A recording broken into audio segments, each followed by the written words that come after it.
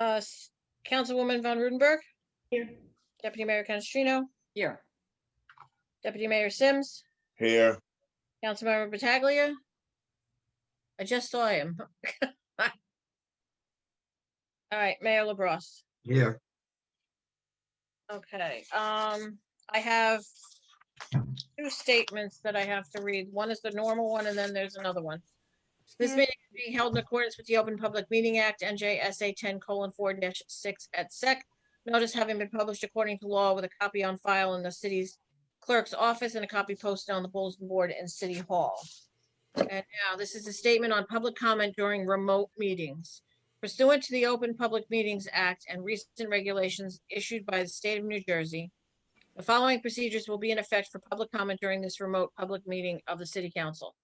The public shall have an opportunity for comment during the designated public portion of this meeting. The time period for public comment is limited to 3 minutes for each speaker, and no person may address the council more than once, except for speaking during an advertised public hearing for an ordinance. At the time designated for public comment, the mayor or other presiding officer of the council will recognize one speaker at a time. That speaker must identify himself or herself by full name and whether or not he or she resides in Hackensack. No other member of the public is permitted to speak unless recognized by the presiding officer. And other remote attendees may be muted during that time if necessary to eliminate background noise. Meeting attendees shall exhibit appropriate demeanor during this meeting as required by section 37-15 of the city code. In the event any member of the public becomes disruptive at any time, that individual may be muted by the presiding officer and will receive a warning that continued disruption may result in being prevented from speaking or removed from the meeting entirely. The Zoom meeting platform has a texting function.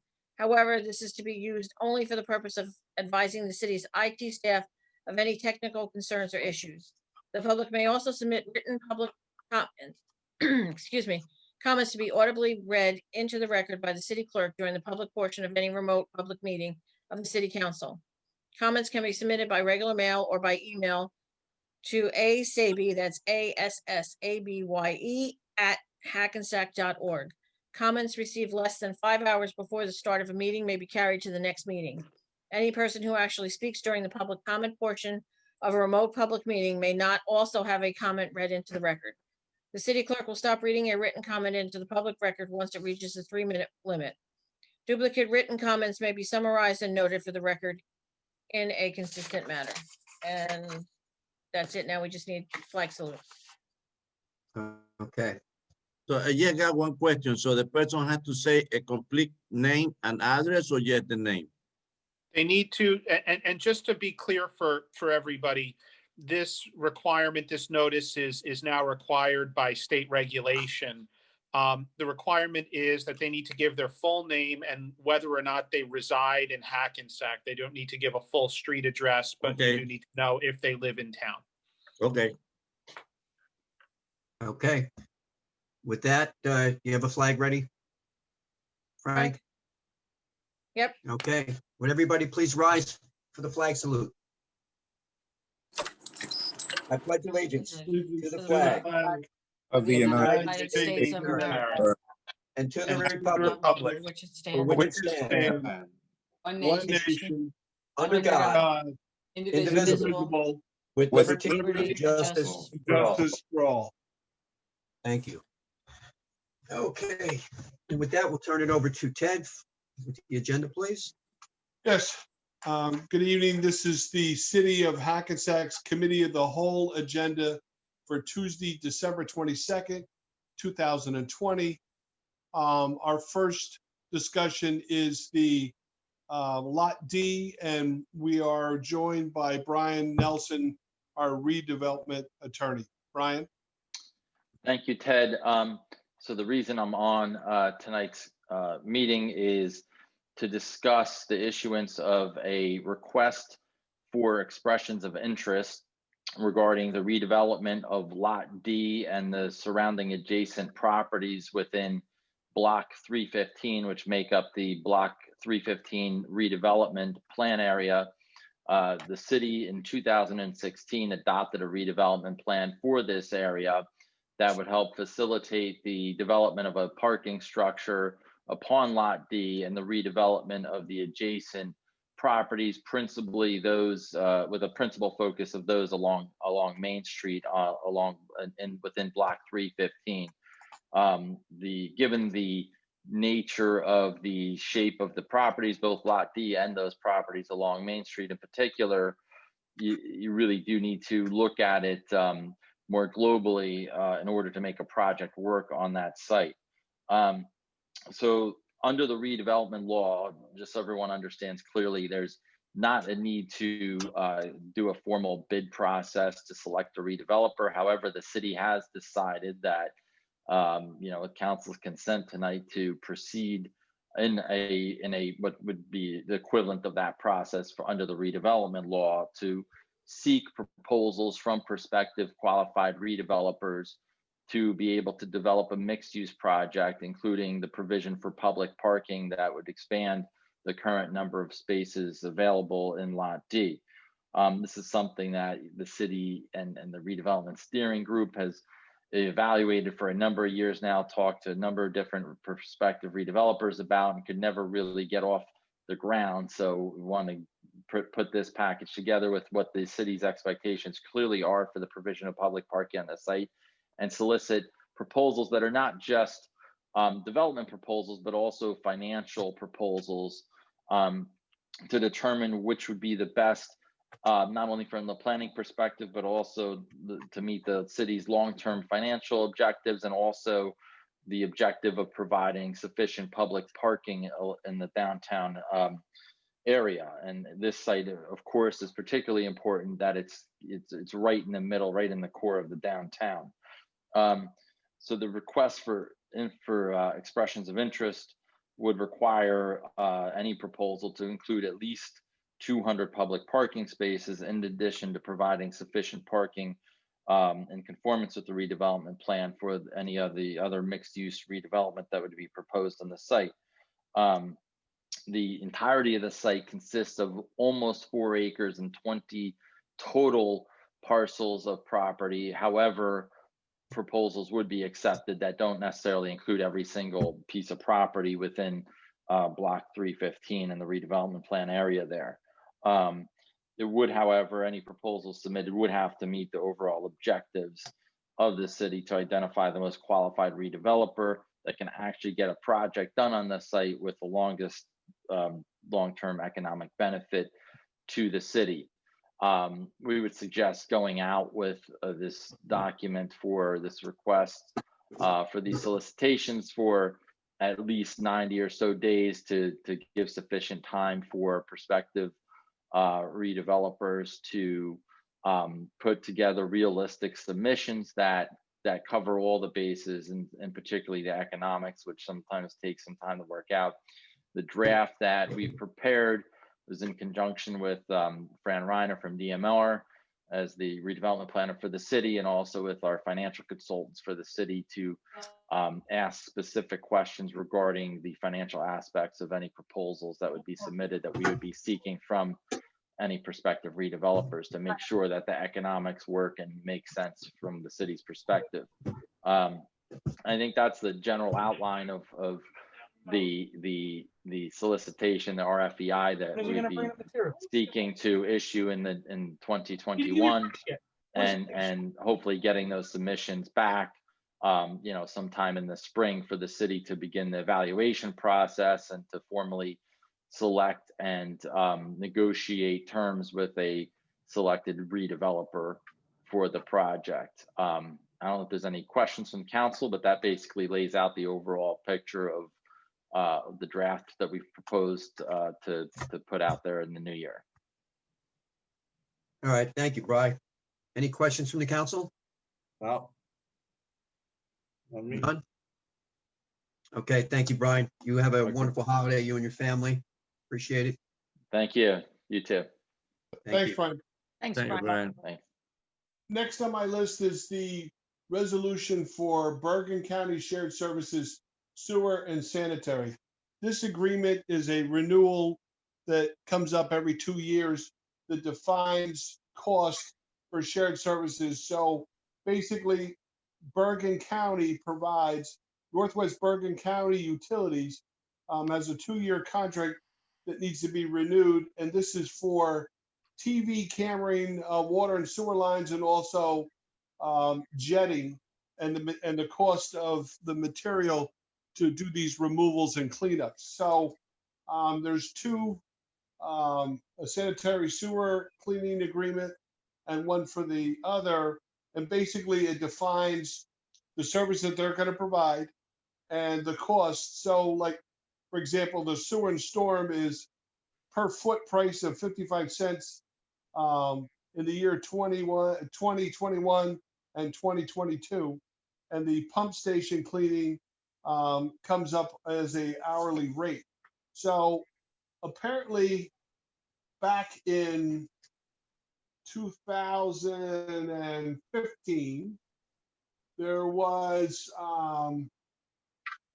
supposed to be a raise every year of a penny, but that didn't get calculated properly. So it would appear that it jumped up to 55 cents. But however, the 55 cents, if you measured from 2015 to currently 2021 and 22, would be an accurate thing. The other thing is that this service is on a need basis. The city is not obligated to use them or to automatically call them. We could use an outside vendor or we can use them. Normally the county does provide a more than decent rate from a commercial contract, but sometimes they're tied up. So it's based on an assessment and timing. So I would urge the council to approve this. So it's another resource that we keep in our toolbox for options when we need them. And I would recommend it. Okay, Any thank you. questions from the council? Nope. Not Okay. here. Any questions? So if the mayor is good to go, we're going to move on to Johnson Park Dome update, Suburban Engineering, and we are fortunate enough to have Aaron Abeline on the line, who's going to update the public and the county. Aaron? Thanks, Ted. My name is Erin Abline. I'm with Suburban Consulting Engineers, and I'm the project manager for Johnson Park for the city. So Suburban has obtained various DEP permits for the site. These permits were for a overall development of the site, pretty broad in nature, to allow the city to make improvements over the next few years as they see fit. Some projects that were included on this permit package are out as a RFQ or will be hitting the streets as a public bid, and I want to talk about those a little.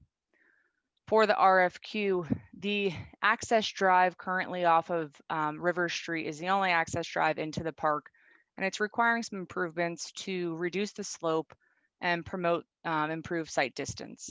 So that's something that's out as part of an RFQ currently. We are hoping to receive bids and make recommendations tomorrow on that. I'm sorry, to receive RFQs and make recommendations tomorrow. There is a public bid as well that will be out for this park, and that's for utility improvements that have to happen. So though nothing in relation to any recreation projects yet, these are all important to support future improvements at the park. The utility improvements includes the repair of a sanitary sewer within the park site that currently is backpitched and needs to be repaired for future improvements. Further, it addresses the stormwater at the site that will be required to support future improvements. We are proposing to continue to design the sports recreation facilities at the site, and we'll continue to try to implement this overall permitting plan with the city as they see fit. Was there any more detail any council would like me to share on that? No, I appreciate that. And, Okay. you know, the entries to the park is definitely a must, and we need to get that figured out. So the sooner we get out the bid on that, or sooner we get the bids in, the better, so we can move this forward. But yeah, looking forward to getting this thing going. Okay. Anybody else from the council? I Nope. am okay. Okay. Thank you, Aaron. So next on the list is Main Street two-way conversion update. And we're fortunate enough to have Aaron also assigned to this project. So, Aaron? Back. So Main Street, for everyone just to understand, is comprised of 5 city contracts. There's 2 sewer separation contracts and 3 streetscape contracts. And then there's also a non-city funded project going on, which is the Suez water main replacement project. So I'm going to give you a quick update on all of them because it's important to understand. The sewer separation works original scope that was from Atlantic to Berry between 2 separate contracts is substantially complete with only punch list items remaining. During construction, it was evident that the egg-shaped brick sewer, sanitary sewer, was deficient. That was also replaced. That is substantially complete, again, from Mercer to Berry. A contract amendment for the sewer separation work has been awarded as part of this project to allow for the city to capitalize on the low price for the culvert received during bids and extend this culvert. So this culvert runs down Camden Street, across River Street and into Foschini Park. This work will begin in the new year. The water main replacement project, so again, this is something that's not city funded, was something that was unknown prior to the start of Main Street work. And this has really been the main reason for some scheduled delays for anything that you've heard previously. During construction, it was evident that the existing cast iron water main required replacement. So it wasn't on Suez's agenda to replace. With discussions with the city and Suburban, we did come to an agreement, and Suez is out there replacing it now. The water main construction is about 50% complete. Work's going to continue to occur throughout the winter after the new year. The majority of the impact you'll see will be on the west side of Main Street. That's where the services are that connect to this water main and within intersections. The intent from this point forward is to maintain a lane of traffic at all times when safety allows. If it cannot be accommodated, the intent will be to permit only single block shutdowns. So not these multiple block shutdowns you may have seen. There is work that has to happen in the spring by Suez as well. So that's just something to note. The streetscape work is split into 3 contracts. The northernmost contract was the first one implemented and is substantially complete. This allowed the conversion of Main Street from Ward to Berry. So if you didn't know, from Ward Street to Berry Street, Main Street is now 2-way. There are a few punch list items to address on this project throughout the winter and in the spring. The second project is the most southern end from Atlantic to Mercer. This project's about 30% complete, with most of the focus of completion being on the east side.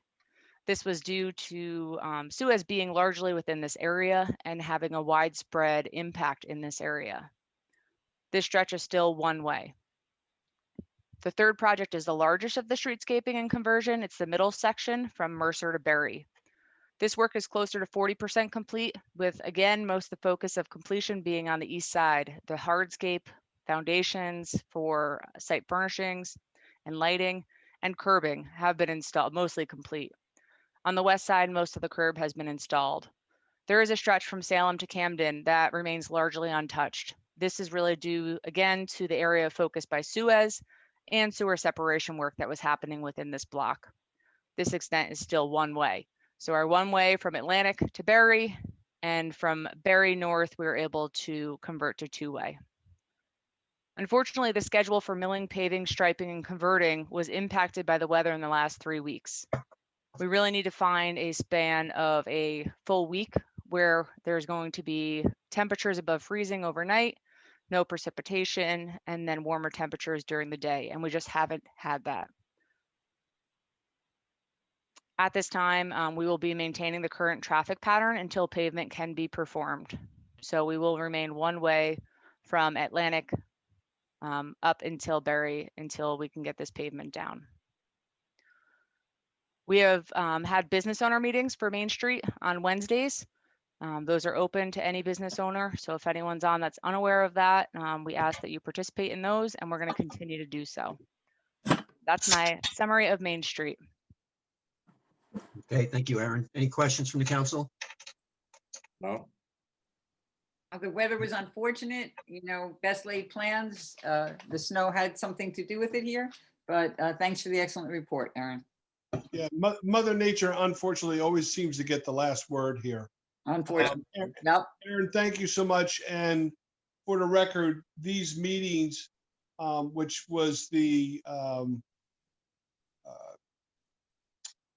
suggestion and recommendation of the council to meet with these businesses have been very successful. And I think that these open lines of communications has kind of tempered the Main Street. It's a long process. Obviously, the city was unaware before we ever even started this that we would get in the middle of a water main replacement in this project, but because of the age of the pipe and of it, the realization through the direction of Suburban and the city that this had to be replaced, or we would wind up putting all this in and then coming spring, tear it all back out again and start all over again, which obviously would not do the business owners any good and certainly tear up the city once again, which is we're trying to restore the city into its new vision, not tear it up if that's possible. So I thank Aaron and Suburban for the update. And Mayor, that would complete all the issues that I have for the City of Hackensack Committee of the Whole for this evening, December 22nd. Okay, I need a motion to public, please. offer. Second. Roll call. Councilmember Von Rudenberg. Aye. Deputy Mayor Canestrino. Aye. Deputy Mayor Sims. Aye. Councilmember Pataglia. Aye. Mayor LaBrus. Aye. Okay, anybody from the public who would like to speak, please give us your name. And if you live in Hackensack, and you 3 minutes. This is Phyllis Gordon. Can you hear me, everyone? Yes, ma'am. Okay. Yes. I live in Hackensack, and I'm actually representing the condo co-op board. In our last meeting, several guests expressed a concern about the street lighting on Prospect. This is in regard to commuter safety. And so my question is, what is the status of PSE&G's improving the lighting on that street to make it brighter? I know that LED lights have been put in, but it seems that they're actually duller than I think we feel is needed. But there is a concern about safety. There were several examples of incidents that our guests brought up. So I thought that I would talk to you today and just find out, what is the status with PSE&G in terms of improving that lighting? Thank you. Okay, thank you, Ms. Gordon. Do you have anything on that, Ted? Yes, I know that our project manager Ryan was working with PSE&G on these improvements, and obviously the utility was directing their efforts to the most areas, oldest facility. I will follow up with Ryan and have a report for the next council meeting. Yes, if you Thank could, you. and if you could get back to you have condo board, but if you get back and I have to agree with Ms. Gordon, these new LED lights they're putting in are so much dimmer than whatever they were using, the sodium or whatever they had up there before. But You said I've dimmer noticed or it in brighter? different areas. Dimmer. They're actually Dimmer. dimmer. They don't throw as many lumens.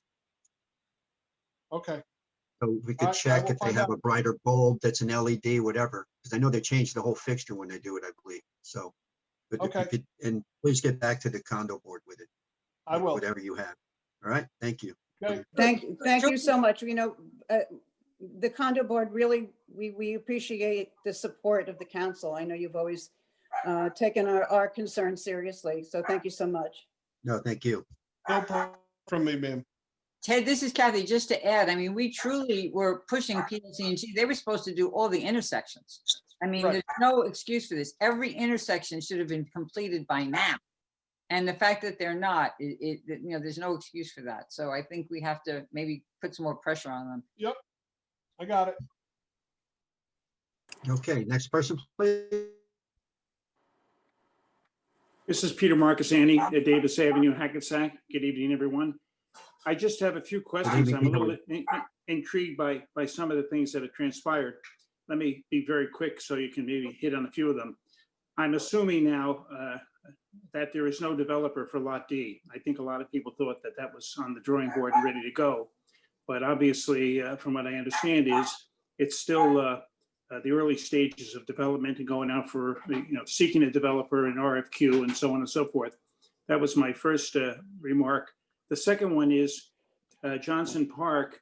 Again, nothing yet on any of the park facilities other than infrastructure and the grading of the entrance, which obviously needs to be done. Is the pistol range going to be a part of that as well? I guess, is that going to be incorporated into the overall design? And the third thing is, on Johnson Park as well, have there been plans or have we acquired the adjacent parking lot on Anderson Street that belongs to Sears, that be incorporated into the park as well?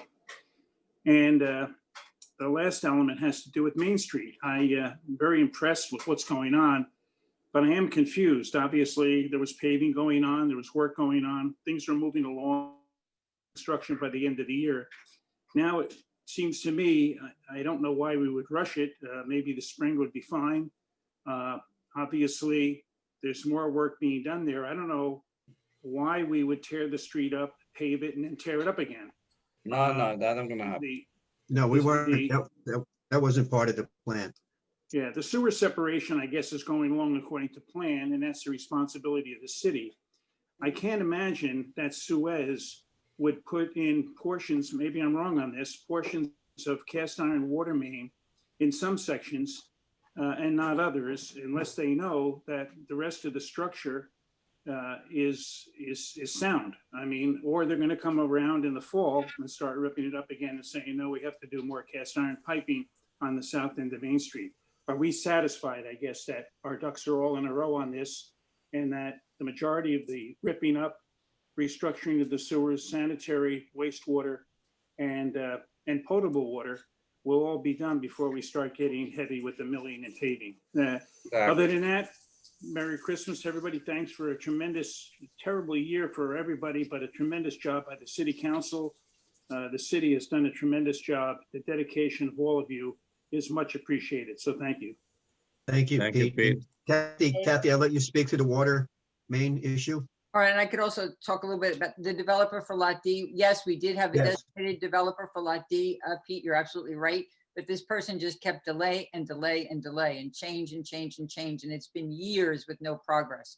So we let that designation go away, and it's actually over now. So they're no longer the designated developer.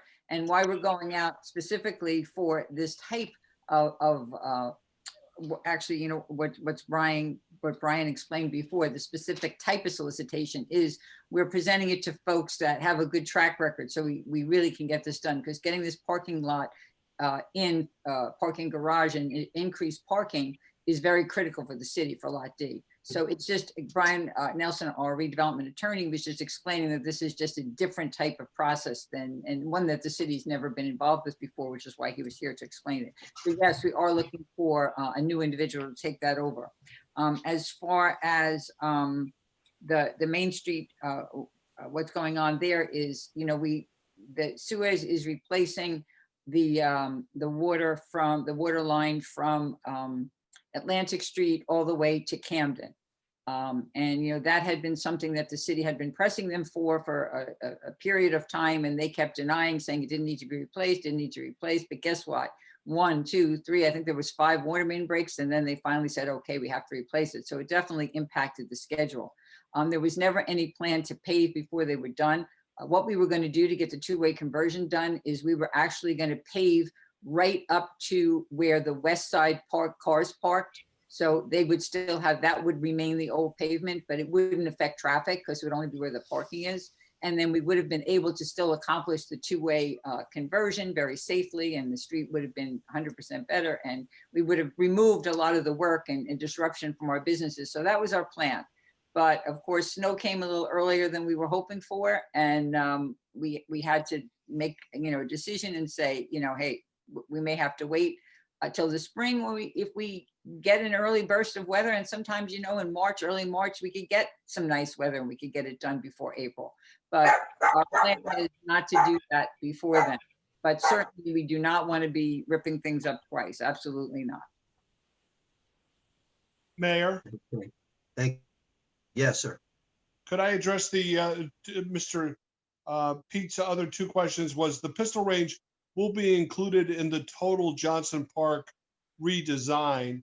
All the cleanup was done there and all of that has been removed.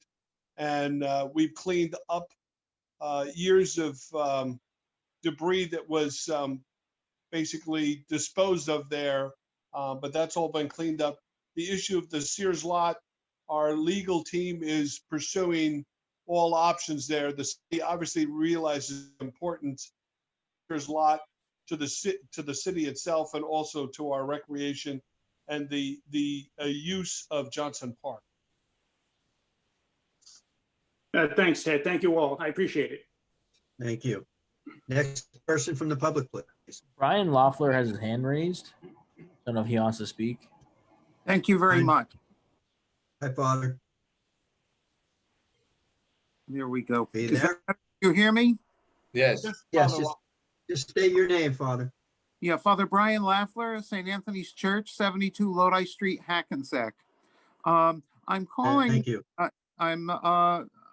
I'm desiring to speak to the events that happened in front of St. Anthony's Church on December 12th, about 5:30 in the evening. I had just finished the first Mass. I have two Masses on a Saturday night, and there was a crowd outside. I had no idea they were there. They weren't there when I started Mass.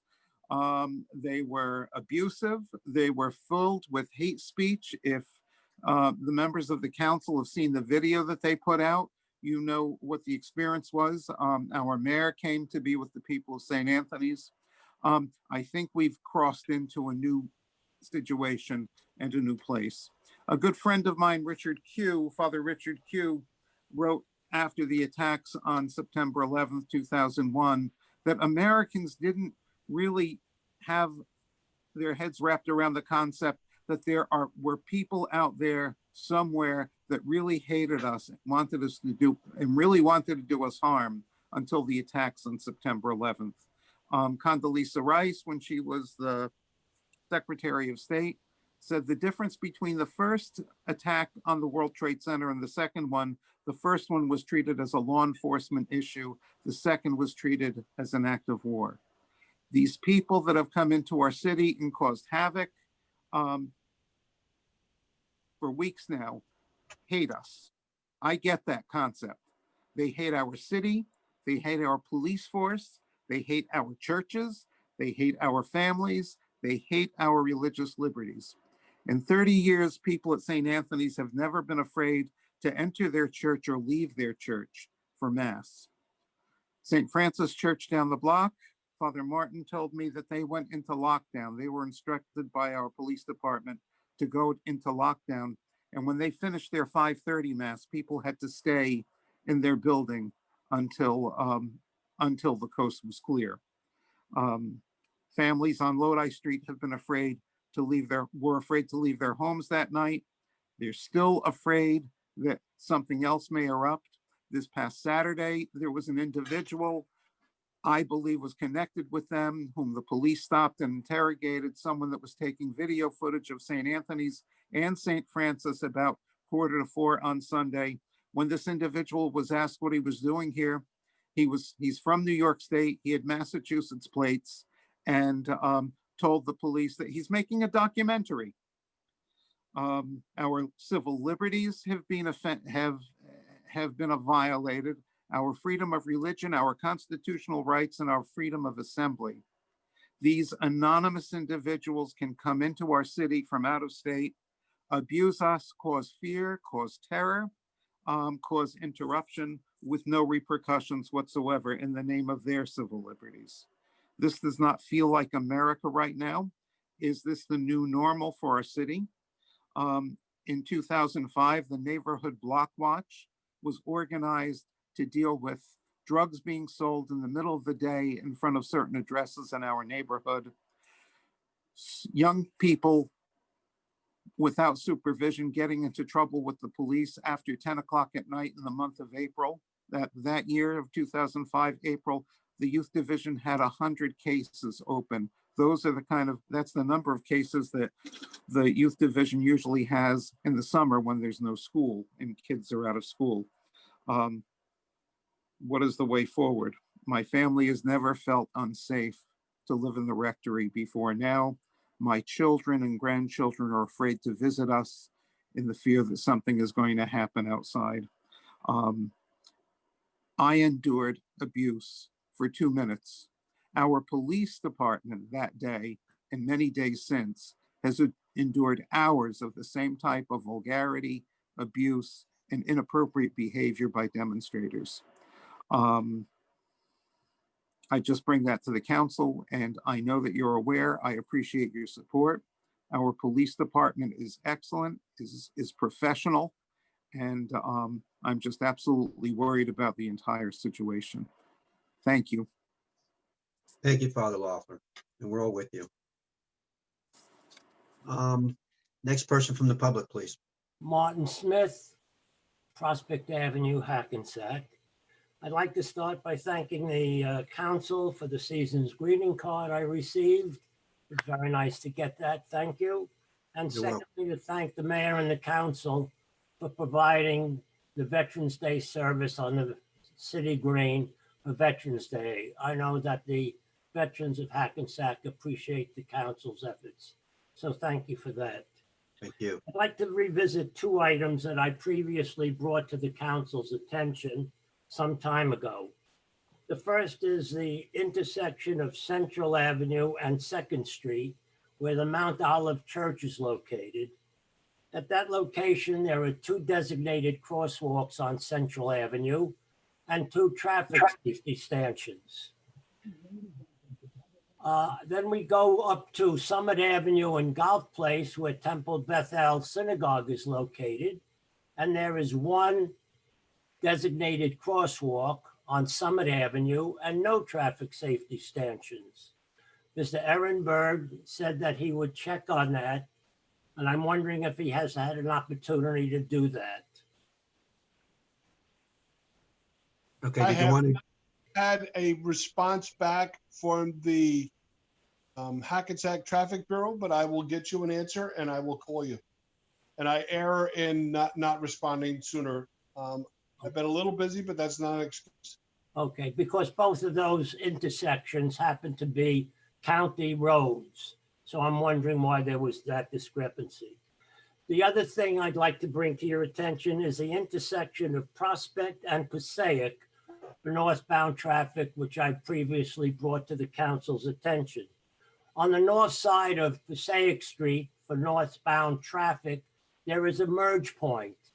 And when I did a ride along with Lieutenant Patel in November of 2019, I brought to his attention the fact of this merge point and suggested that for northbound traffic, we should make the inside lane of Prospect Avenue a designated left turn lane, leaving the right lane as a straight through lane or right turn lane.